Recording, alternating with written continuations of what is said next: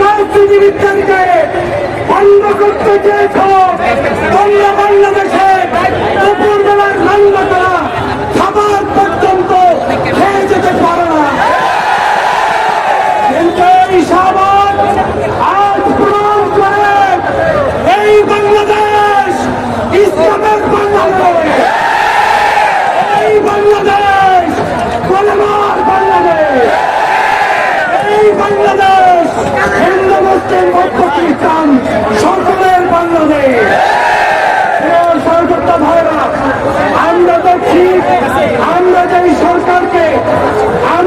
সরকারকে দায়িত্ব দিয়েছি সেই সরকার আমাদের সাথে তাল বাহানা শুরু করেছে। আপনাদের কাছে জানতে চাই, ডক্টর ইউনূসকে, ডক্টর আসিফ নজরুলকে, এরপরে উপদেষ্টা মন্ডলীদেরকে আমরা কি চা কফি খাওয়ার জন্য উপদেষ্টা বানিয়েছি? আমরা স্পষ্ট বার্তা দিয়ে বলতে চাই, আওয়ামী লীগকে কিয়ামতের আগ পর্যন্ত বাংলাদেশে নিষিদ্ধ করতে হবে।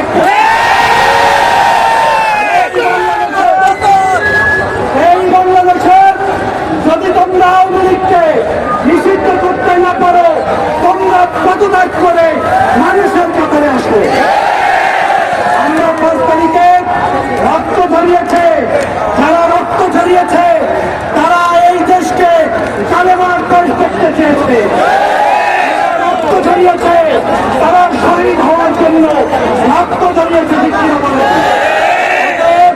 আর কোন তালবাহানা দেখতে চাই না। এই বাংলাদেশের সবাইকে নিয়ে আমরা একটি আদর্শ দেশ গঠন করবো, সেটা প্রত্যাশা করছি। বলতে চাই, একটু শুনতে হবে আপনাদেরকে।